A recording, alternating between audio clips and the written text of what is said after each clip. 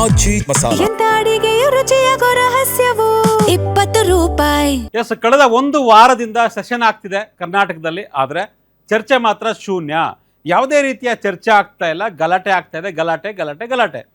B J P ನಾಯಕರು ನಾಗೇಂದ್ರ ವಿಚಾರವನ್ನು ಇಟ್ಕೊಂಡು ರಾಜೀನಾಮೆಯನ್ನು ಕೊಡಲೇಬೇಕು ನಾಗೇಂದ್ರ ಅನ್ನೋ ಕಾರಣಕ್ಕಾಗಿ ದೊಡ್ಡ ಮಟ್ಟದ ಪ್ರತಿಭಟನೆ ಮಾಡ್ತಾ ಇದ್ದಾರೆ. ಬಹುಶಃ ಏನು ಇವತ್ತು ನಾಳೆ ಎಂಡ್ ಆಗ್ಬೋದು ಸೆಷನ್ನು, ಅವಧಿ ಪೂರ್ವವಾಗಿ ಮುಗಿಸ್ಬೋದು ಸೆಷನ್ನು ಅನ್ನೋ ರೀತಿಯಾಗಿ ಚರ್ಚೆ ಆಗ್ತಾ ಇದೆ.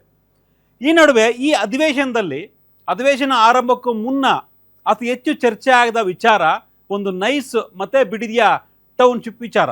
ಈ ಎರಡೂ ವಿಚಾರವನ್ನು ಆರಂಭ ಮಾಡಿದ್ದು ಅಂದರೆ ಚರ್ಚೆಗೆ, ಸಾರ್ವಜನಿಕರ ಚರ್ಚೆಗೆ ಒಂದು ರೀತಿ ಪುಷ್ಟಿ ಕೊಡುವಂತೆ ಒಂದು ಚರ್ಚಾ ವಿಚಾರವನ್ನಾಗಿ ಮಾಡಿದ್ದು JDS. ಆದರೆ ಈ ಒಂದು ಅಧಿವೇಶನದಲ್ಲಿ JDS ಈ ಒಂದು ವಿಚಾರವನ್ನು, ಬಿಡದಿ ಹಾಗೂ ನೈಸ್ ವಿಚಾರವನ್ನು ಒಂದು ದೊಡ್ಡ ಮಟ್ಟದ ಚರ್ಚೆ ಮಾಡೋದಕ್ಕೆ ಅಥವಾ ಸಾರ್ವಜನಿಕ ವಲಯದಲ್ಲಿ ಮತ್ತಷ್ಟು ಚರ್ಚೆ ಮಾಡೋದಕ್ಕೆ ಫೇಲ್ ಆಯಿತು. ಯಾಕೆ JDS ನಾಯಕರು ಈ ಒಂದು ಅಧಿವೇಶನದಲ್ಲಿ ಫೇಲ್ ಆದರು?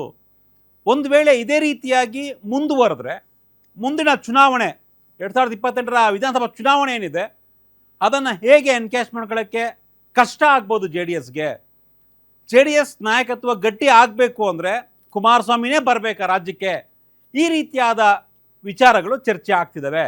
ಎಸ್ಪೆಷಲಿ ಈಗ ಏನು ಪ್ರೆಸೆಂಟ್ ನಡೀತಿರ್ತಕ್ಕಂಥ ಸೆಷನ್ನಲ್ಲಿ JDS ಫೇಲ್ ಆಗಿಬಿಡ್ತಾಗಿದ್ರೆ ಯಾಕೆ ಫೇಲ್ ಆಯಿತು? ಎಸ್, ಇದ್ರ ಬಗ್ಗೆ ಇವತ್ತಿನ ಪೊಲಿಟಿಕಲ್ ಕಾರಣ ಮೊದಲನೇ ಸುದ್ದಿ ನೋಡೋಣ. ಒಂದು ಬ್ರೇಕಿಂಗ್ ಇದೆ, ಬನ್ನಿ ನೋಡೋಣ.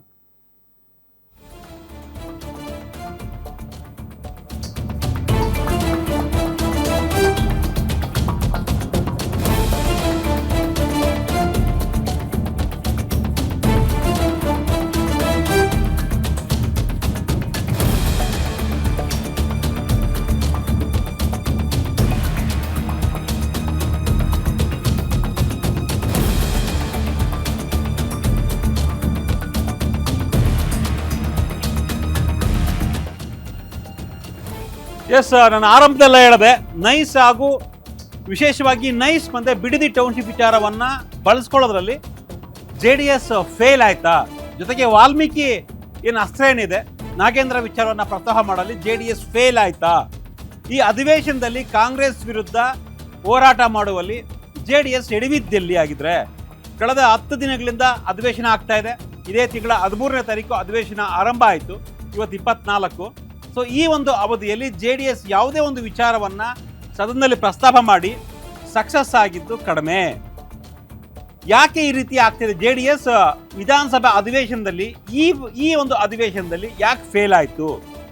ಸೂಕ್ತವಾದಂತಹ ಒಂದು ಅಸ್ತ್ರಗಳಿದ್ರೂ ಕೂಡ ಅದನ್ನು ಪ್ರಸ್ತಾಪ ಮಾಡುವಲ್ಲಿ ಎಡುವುದರ JDS ನಾಯಕರು ಅಂತ. ಯಾಕಂದರೆ ಬಿಡದಿಯ ಟೌನ್ಶಿಪ್ ವಿರೋಧವನ್ನು ವ್ಯಕ್ತಪಡಿಸಿ ಪಾದಯಾತ್ರೆ ಮಾಡಿದ್ರು, ದೊಡ್ಡ ಮಟ್ಟದ ಹೋರಾಟಗಳಾದವು, ಸವಾಲು ಪ್ರತಿ ಸವಾಲು ಎಲ್ಲವೂ ಕೂಡ ಆಯಿತು.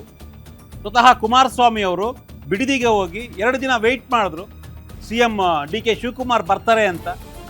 ಬಟ್ ಬರಲಿಲ್ಲ. ಸವಾಲು ಪ್ರತಿ ಸವಾಲು ಕೇವಲ ಮಾತಿನಲ್ಲಿ ಮಾತ್ರ ಇತ್ತು. ಇಡೀ ರಾಜ್ಯಾದ್ಯಂತ ಚರ್ಚೆ ಆಯಿತು, ಬಿಡದಿಯ ಟೌನ್ಶಿಪ್ ಬೇಕಾ ಬೇಡವಾ ಅಂತ. ಕೋರ್ಟ್ ಮೆಟ್ಲೇರಿತು, ಸರ್ಕಾರ ಕೂಡ ಅದಕ್ಕೆ ಪ್ರತಿಕ್ರಿಯೆಯನ್ನು ಕೊಡ್ತು. ಇಷ್ಟೆಲ್ಲ ಆದರೂ ಕೂಡ ಒಂದು ರೀತಿಯ ತಾರ್ಕಿಕ ಅಂತ್ಯಕ್ಕೆ ತೆಗೆದುಕೊಂಡು ಹೋಗೋದ್ರಲ್ಲಿ JDS ಫೇಲ್ ಆಗಿದ್ದು ಹೇಗೆ? ಈ ಪಾದಯಾತ್ರೆ ಜೊತೆಗೆ ಇತ್ತೀಚೆಗೆ ಫ್ರೀಡಮ್ ಪಾರ್ಕ್ನಲ್ಲಿ 15ನೇ ತಾರೀಕು ಸೆಷನ್ ನಡೀತಾ ಇರಬೇಕಾದ್ರೆ ಫ್ರೀಡಮ್ ಪಾರ್ಕ್ನಲ್ಲಿ ಪ್ರತಿಭಟನೆ ಕೂಡ ಆಯಿತು. ಆದರೆ ಅಧಿವೇಶನದಲ್ಲಿ ಚರ್ಚೆ ಮಾಡೋಕ್ಕಾಗಲಿಲ್ಲ. JDS ನಾಯಕರು ಸೂಕ್ತವಾದಂಥ ಒಂದು ದಾಖಲೆಯನ್ನು ಕೊಟ್ಟು ಯಾಕೆ ಈ ವಿಚಾರವನ್ನು ಚರ್ಚೆ ಮಾಡಲಿಲ್ಲ ಅಥವಾ ಚರ್ಚೆ ಮಾಡೋದ್ರಲ್ಲಿ ಫೇಲ್ ಆಗಿಬಿಟ್ರಾ ಅನ್ನೋ ಒಂದು ಚರ್ಚೆಗಳು ಈಗ ಆಗ್ತಾ ಇದ್ದಾವೆ. 2028ರ ವಿಧಾನಸಭಾ ಚುನಾವಣೆ ಏನಿದೆ, ಈ ಚುನಾವಣೆಗೆ JDS ಈಗಾಗಲೇ ತಯಾರಿಯನ್ನು ಆರಂಭಿಸಿದೆ. ಕುಮಾರಸ್ವಾಮಿಯವರು ಮತ್ತೆ ರಾಜ್ಯಕ್ಕೆ ಬರ್ತಾರೆ ಅನ್ನೋ ಒಂದು ಚರ್ಚೆ ಆಗ್ತಾ ಇದೆ. ಮತ್ತೊಮ್ಮೆ ಕುಮಾರಣ್ಣ ಅನ್ನೋ ಲೆಕ್ಕಾಚಾರದಲ್ಲಿ ಚರ್ಚೆ ಆಗ್ತಾ ಇದೆ. ಕುಮಾರಸ್ವಾಮಿ ಇಲ್ಲದೆ ರಾಜ್ಯದಲ್ಲಿ JDS ಸ್ಟ್ರಾಂಗ್ ಆಗೋದಕ್ಕೆ ಸಾಧ್ಯ ಇಲ್ಲ ಅನ್ನೋದನ್ನ ಮತ್ತೆ ಪ್ರೂವ್ ಮಾಡ್ತಾ ಇದೆ ಈ ಅಧಿವೇಶನದಲ್ಲಿ ಆದಂತಹ ಎಡವಟ್ಟುಗಳು.